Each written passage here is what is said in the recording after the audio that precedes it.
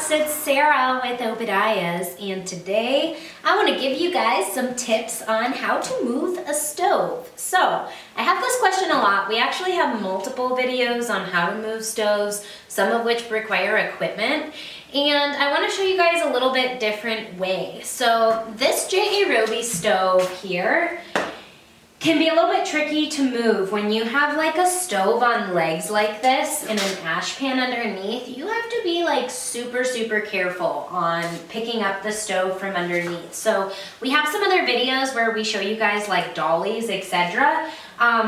That could be used with a dolly and blocks. The main thing that you would need to keep in mind with this particular stove or any stove that you're moving is get under there and check the support system. So, and with this particular one, the ash pan frame does have two kind of like ledges that are, what is that, like 3 inches wide on each side.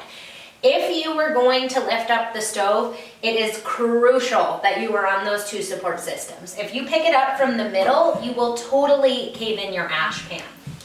Now, I had to move this stove to do some videos, and all of my dollies are actually taken up on other stoves. So I want to show you guys what we did. We actually took this regular jack. With a jack like this, you always want to make sure that you have boards over the top of the metal. Never ever metal on metal. You'll scratch it, you'll cave it in. So we put it up underneath, under the support side, and we lifted up the side of the stove, and then we grabbed these things. So these are called magic slides. Okay, they come in a package of 4. This stuff is amazing, okay? You get this at your local hardware store. What does it say? There's no price on it. Like 15 bucks or something probably for something like this. So we put it under one side of the support system, which lifted up one side of the stove. That's what these little circles are. Once you have them sitting on these circles, 2 people can very easily move the stove. You have one person who pushes, one person on the other side to guide it and make sure that the pads don't slide underneath.